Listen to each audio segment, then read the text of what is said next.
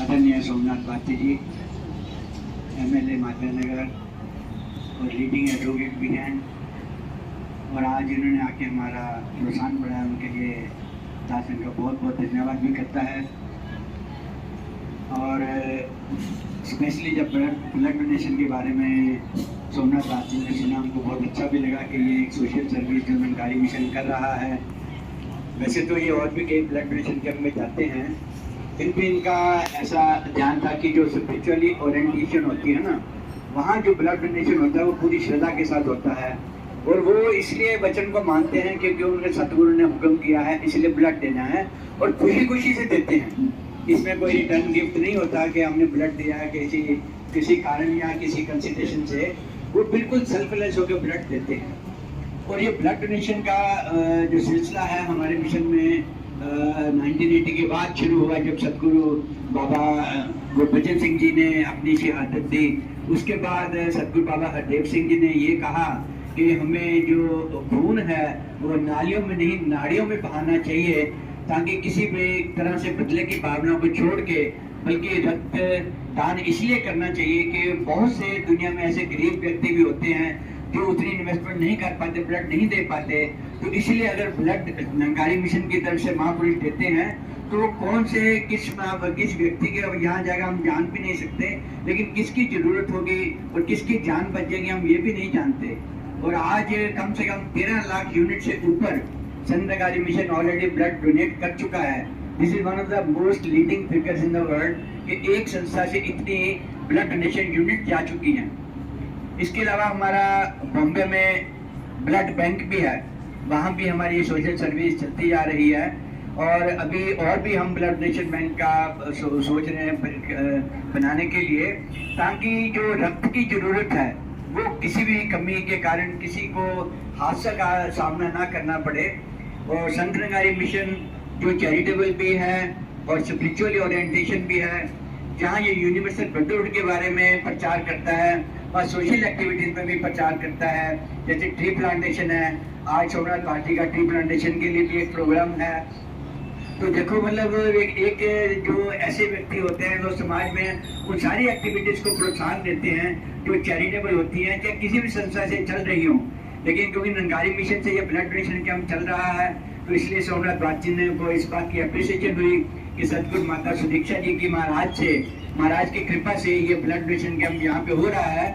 इस तरीके से हमारी पूरी लिस्ट है, सारा साल कहीं ना कहीं ये ब्लड डोनेशन कैंप होते रहते हैं, ताकि ब्लड की यूनिट्स की इकट्ठा भी होते रहें और कभी किसी को कमी भी ना हो सके। अब क्योंकि सोमनाथ भारती को जल्दी जाना है, दास इन्हीं शब्दों से क्षमा भी चाहेगा।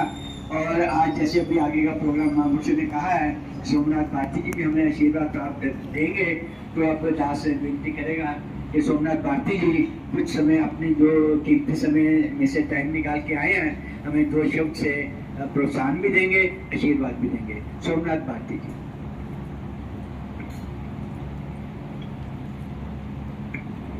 बोलो माता सुभिक्षा सुविंदर देव जी महाराज की जय। मेरे परम मित्र एडवोकेट बार में सीनियर आरबी कपूर साहब, और आज इस संत निरंकारी मिशन के सेवा दल के इतने सारे साथीगण, बहुत उम्दा काम है ब्लड डोनेशन। और जब ब्लड डोनेट करते हैं तो लगता है कि पूरा विश्व एक परिवार है, क्योंकि एक का ब्लड किसी को भी जा सकता है। ना वो जाति देखता है, ना वो धर्म देखता है, ना नेशनलिटी देखता है। ये बहुत बड़ा एक बाइंडिंग फैक्टर है।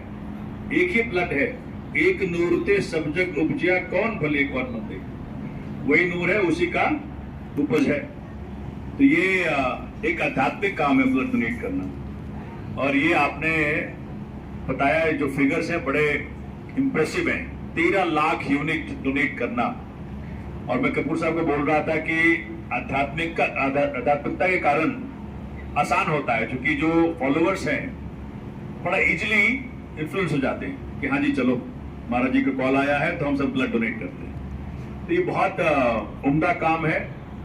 और मैं आपके बड़े संगम में भी गया हूँ, समागम में भी गया हूँ, जहाँ की महाराज जी का दर्शन करने को मुझे मिला। बहुत उम्दा काम कर रहे हैं आध्यात्मिकता के रूप में भी और सामाजिक सेवा के रूप में भी। सोशल सर्विस भी आपका बहुत आगे है। मेरा एक स्कूल भी है, संत निरंकारी स्कूल, और कई प्रकार से मैं कई सारे साथियों को जानता हूँ। ये आध्यात्मिकता का जो उपदेश के साथ साथ जो सोशल सर्विस है, उससे बड़ा काम मानवता के लिए नहीं हो सकता। तो मैं आज के आपने मुझे आज आने का मौका दिया, आपके बीच में आपसे दो बात शेयर करने का मौका दिया, इसका बहुत बहुत धन्यवाद। हम सब लोग मिलकर उसी परमात्मा के को आगे रख के, महाराज जी को आगे रख के पूरी मानवता को समर्पित हो। ना जाति देखें, ना धर्म देखें, ना नेशनलिटी देखें, जिसको जहां जरूरत हो। हम मानव एक हैं और यही एका जो है हम सबको जिंदा रखता है। वही बह रहा है। जब वही बह रहा है तो फिर क्या डिफरेंस है कि नहीं। मैंने भी आध्यात्मिकता में अपनी राजनीति शुरू की। जब मैं पॉलिटिक्स में आने का सोचा तो जिस संत के पास मैं गया, उन्होंने कहा कि बेटा निष्काम सेवा करिए। उस निष्काम सेवा ही मेरा गोल है। और पूरे 10 साल हो गया आपने मुझे विधायक बनाए हो गए। 3 बार विधायक बना दिया आपने, मंत्री बना दिया आपने, जल वोट सौंप दिया आपने। तो ये पूरे करनी में मेरी पूरी जिंदगी में एक चीज समाहित है कि ना जात देखनी, ना धर्म देखनी, ना पार्टी देखनी, ना पार्टी में देखनी। कोई व्यक्ति भाजपा का आ जाए, कांग्रेस का आ जाए, और सबको प्रेम से प्यार से भी कह रहे थे कपूर साहब के, देखिए इतना बड़ा बड़ा है लेकिन इनमें कोई अकड़ नहीं है। अकड़ कैसे हो जब परमात्मा सामने खड़ा हो। तो सारे जितने व्यक्ति हैं सब परमात्मा रूप में। मैं देख रहा था कि यहाँ प्रैक्टिस है निरंकारी में, एक दूसरे के पैर छूते हैं। तो ये बहुत बड़ी उपदेश है कि हर में वो परमात्मा बसता है। उस परमात्मा को आप समर्पित हो रहे हो, नमस्कार कर रहे हो। तो ऐसे प्रैक्टिसेस आप सोच लें कि जहां घृणा की बात चल रही हो और वहीं बताया कि दूसरे परमात्मा बसता है तो उसको प्रणाम करो, सारा अकड़ खत्म हो जाएगा, सारा घृणा खत्म हो जाएगा, सारी हेट्रेड खत्म हो जाएगी। तो समाज इस प्रकार से बनता है। और राजनीति में आध्यात्मिकता आ जाए तो गजब हो जाएगा। इसीलिए वो ने एक टर्म पॉइंट किया कपूर साहब, स्पिरिचुअलाइजेशन ऑफ पॉलिटिक्स, राजनीति का आध्यात्मिकीकरण।